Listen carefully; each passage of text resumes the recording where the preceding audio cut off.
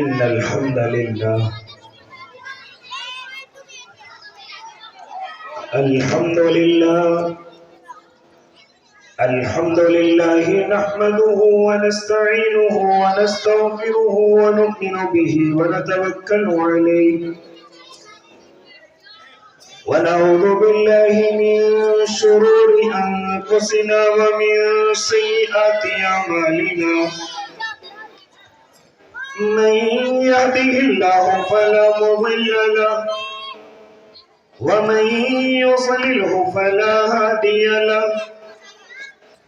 ونشهد أن لا إله إلا الله وحده لا شريك له ونشهد أن سيدنا وحبيبنا وشفيعنا وسندنا ومولانا محمد أرسله بالحق بشيرا ونذيرا وداعيا إلى الله بإذنه وسراجا منيرا وصلى الله تعالى على خير خلقه محمد وعلى آله وأصحابه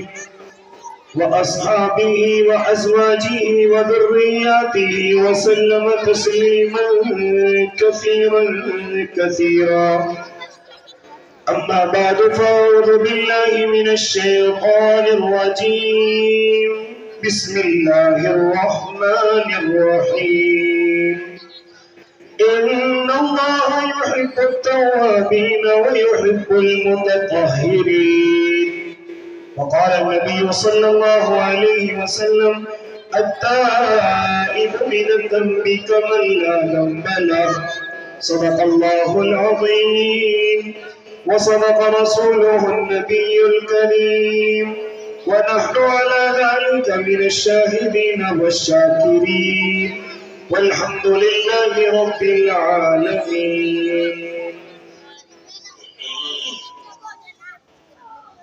وہ شمع اجالا جس نے کیا 40 برس تک غاروں میں، ایک روز چمکنے والی تھی سب دنیا کے درباروں میں، گر ارض و سما کی محفل میں لولا کلمہ کا شور نہ ہو، یہ رنگ نہ ہو گلزاروں میں، یہ روپ نہ ہو سیاروں میں، جو فلسفیوں سے حل نہ ہوا، جو نقطہوروں سے کھل نہ سکا، وہ راز کملی والے نے بتلا دیا چند اشاروں میں۔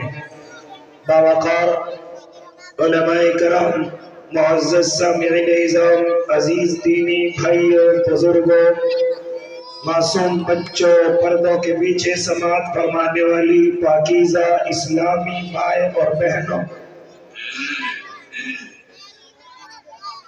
حضرت مولانا کلیم صاحب دامت برکاتہ العالیہ جن کی محنتوں سے یہ گلشن الحمدللہ مہک رہا ہے، چٹک رہا ہے اور روز افزوں ترقی کی طرف گامزن ہے، دعا کرتے ہیں اللہ حضرت والا کو اس کا اچھا صلہ نصیب فرمائے۔ مجھے صرف مختصر سی گفتگو آپ حضرات سے کرنی ہے۔ اس وقت میں ہمارے اس مدرسے سے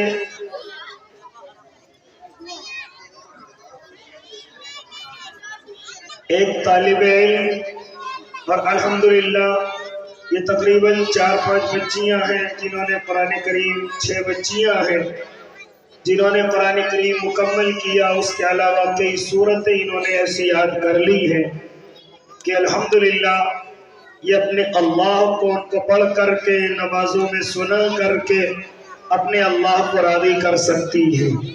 یہ اس مدرسے کا کارنامہ ہے۔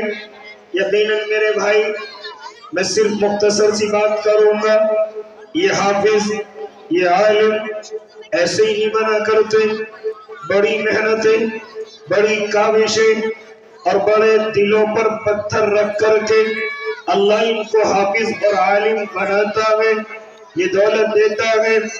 نیک لوگوں کے دامنوں میں یہ دولت آتی ہے، اللہ جن سے راضی ہو ان کے دامنوں میں یہ دولت آتی ہے۔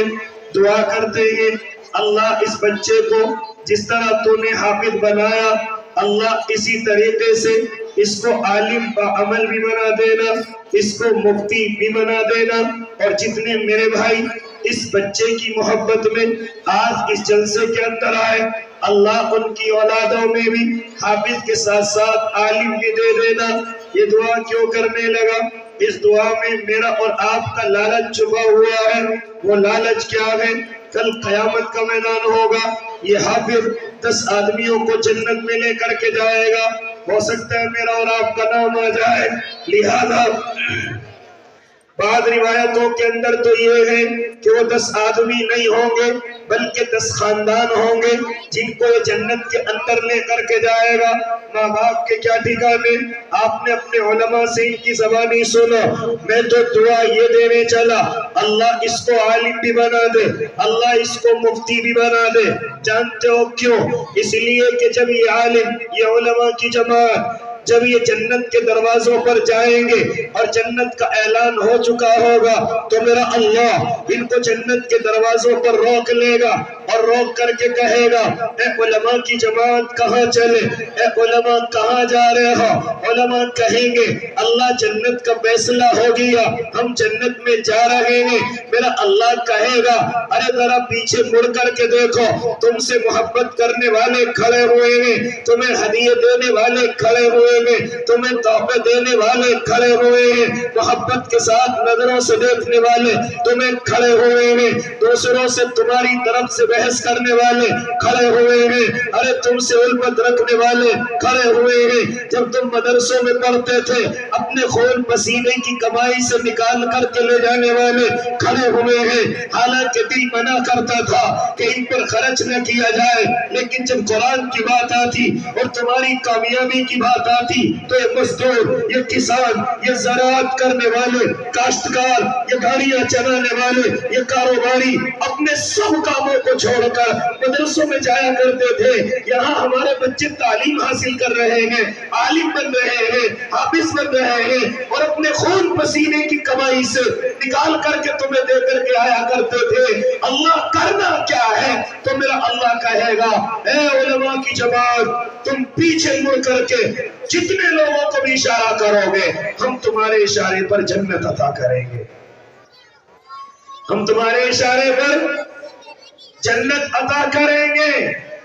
اللہ اگر ہمارے دلوں میں علماء کی محبت ہے تو یہی محبت مجھے اور آپ کو جنت کے اندر لے کر کے جائے گی۔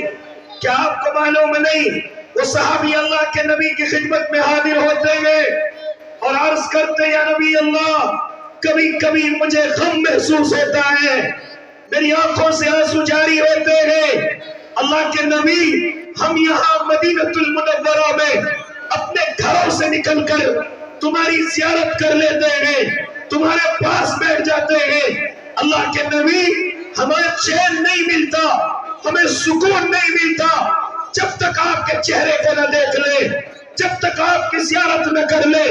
گھر سے نکلنے کو دل چاہتا ہے کہ چلو محبوب کی زیارت کر کے آئے، محبوب کو دیکھ کر کے آئے۔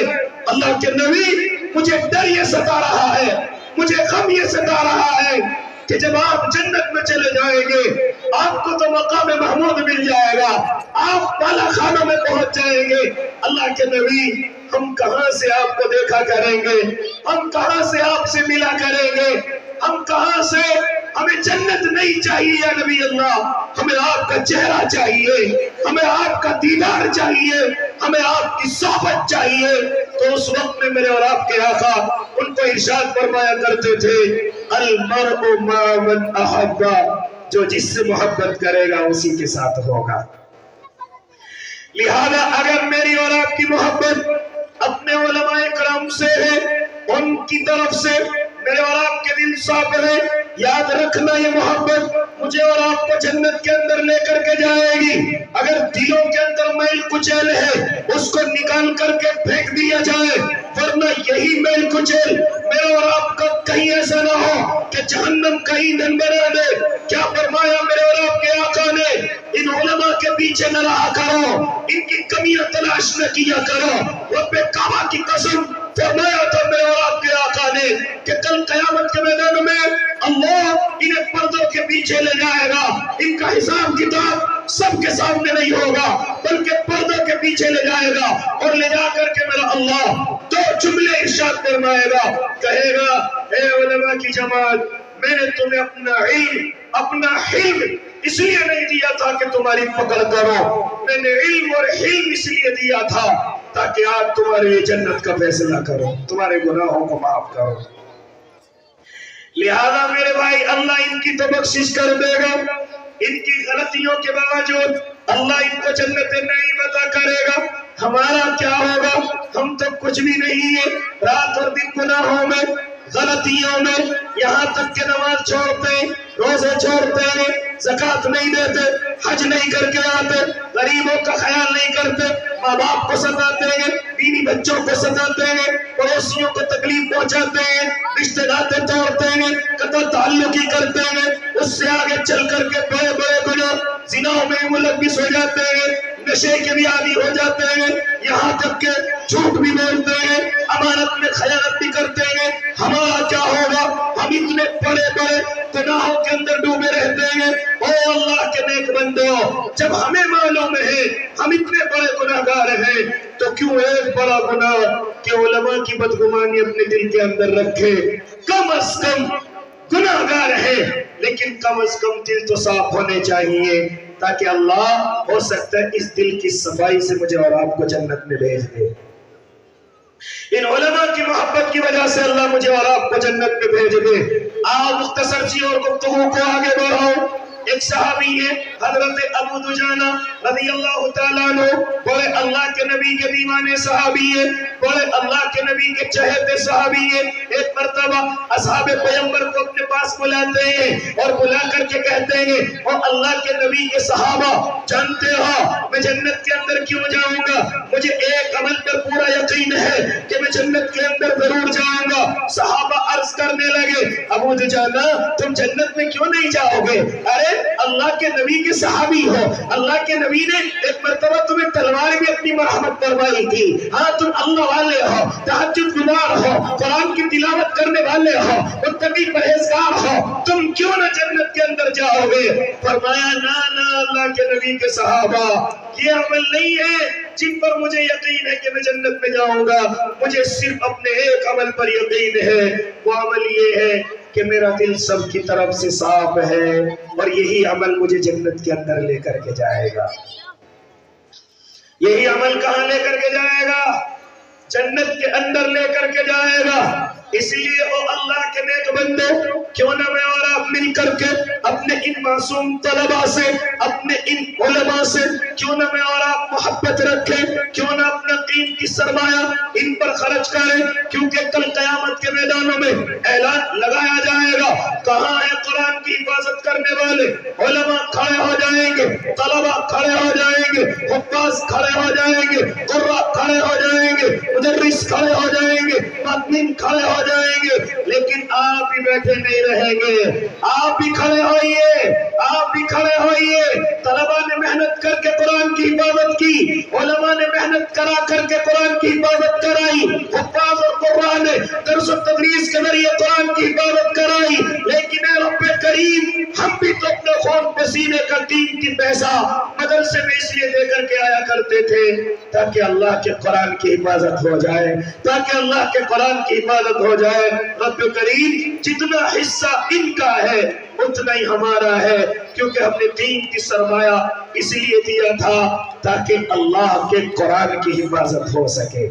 اسی لیے تو دیتے بھائی, ورنہ کس کا دل چاہتا ہے کہ ہم اپنا محبوب مال کسی کو دے کر کے آئیں, لیکن صرف اس لیے کہ اللہ کا قرآن محفوظ ہو جائے. ہم حافظ تو نہ بن سکے لیکن ان حافظوں میں ہمارا حصہ ہو جائے. اسی لیے تو کرتے نا بھائی, آگے بھی کریں گے انشاءاللہ. کون کون کرے گا ذرا ہاتھ اٹھاؤ, سب کریں گے. اللہ میرے بھائیوں کو ان ہاتھ اٹھانے کا بھی اجر نصیب فرمائے. آؤ کھڑے ہو کر کے دیکھتا ہوں کون کون کھڑے ہو کر کے اپنے مدرسے کے قرآن کی حفاظت کے لیے خرچ کرنے کے لیے بیٹھے ہیں. آؤ بھائی جلدی سے, کون کون آ رہے ہیں اللہ کے نیک بندے؟ دیکھتا ہوں کون ہے یہاں. 1 لاکھ والا, 51,000 والا, 21,000 والا, 11,000 والا, یہ 5100 والا. دیکھتا ہوں کون سب سے پہلے اللہ کا نیک بندہ اللہ کے قرآن کے لیے کھڑا ہو کر کے آتا ہے. کون ہے جو سب سے پہلے کھڑا ہو کر کے آئے گا کہ اس کے بعد جو بھی آئیں گے ان کا ثواب اس کو بھی ملے گا. بتاؤ بھائی کون سب سے پہلے کھڑا ہو کر کے کون سب سے پہلے اعلان کرتا ہے کہ اپنے ماں اور باپ کے نام سے انشاءاللہ 21,000 31,000 یا 51,000 یا 1,00,000 انشاءاللہ اپنے ماں باپ کے نام سے دوں گا. آؤ بھائی جلدی سے، آجا بھائی جوان بچوں.